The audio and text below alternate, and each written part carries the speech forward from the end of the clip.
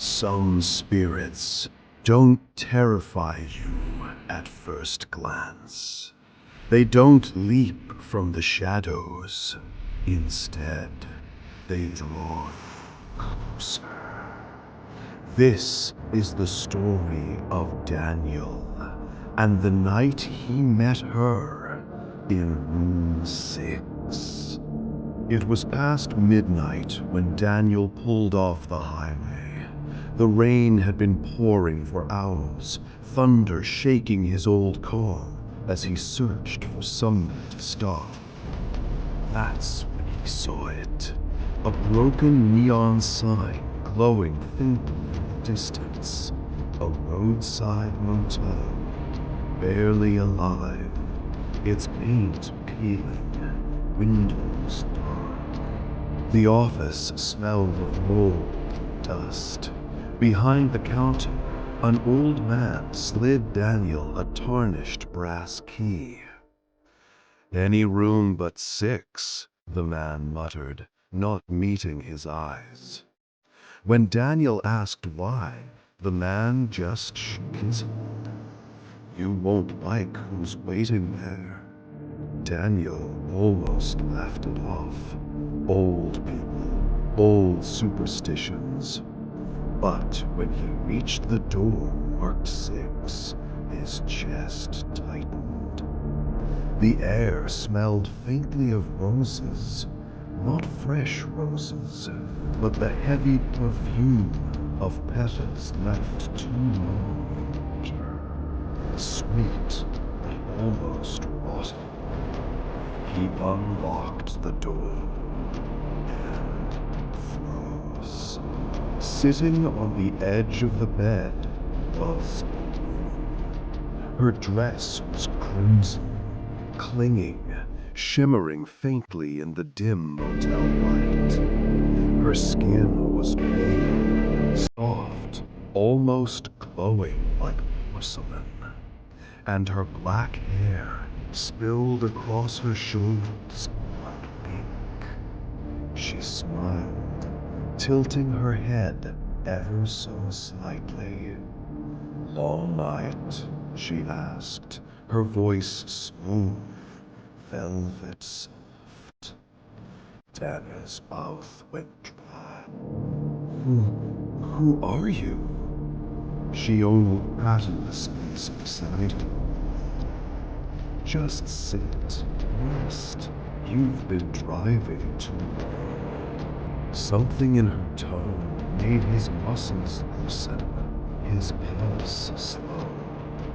It wasn't a request, it was an invitation. So he slept. The mattress sagged slightly, though when he glanced down, there was no impression where her body should have been. Her scent surrounded him.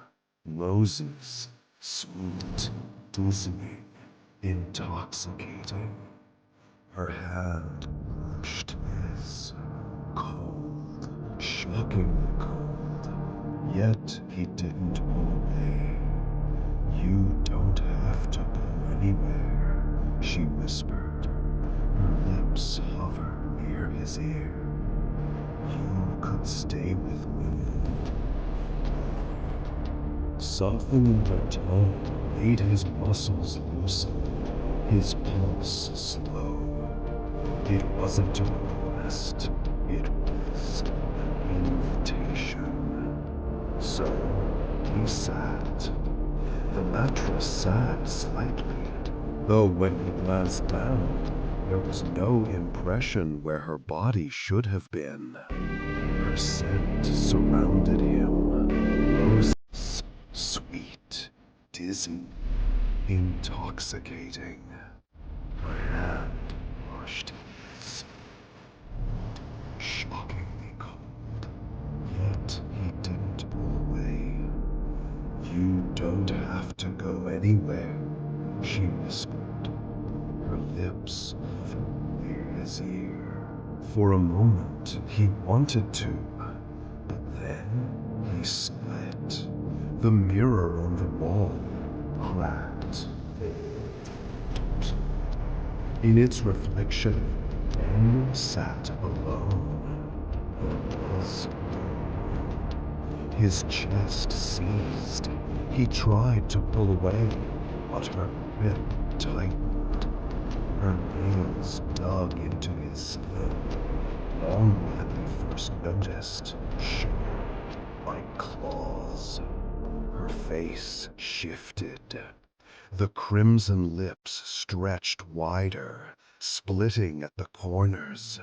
Her perfect teeth warped into jaws, too many to count. Her black eyes bled, streaming tar down her cheeks. And still, her voice was a whisper. Stay with me. Daniel struggled, but his strength drained with every second. It felt like she was breathing him in, pulling the life from his body. The roses, that cloying perfume, it wasn't food. It was the smell of decay. The last thing he saw before darkness took him was her smile. In the morning, the maid opened room 6. It was empty, the bed neatly made, but on the pillow was a lipstick stain, and pressed faintly into the sheets beside it was the shape of a body.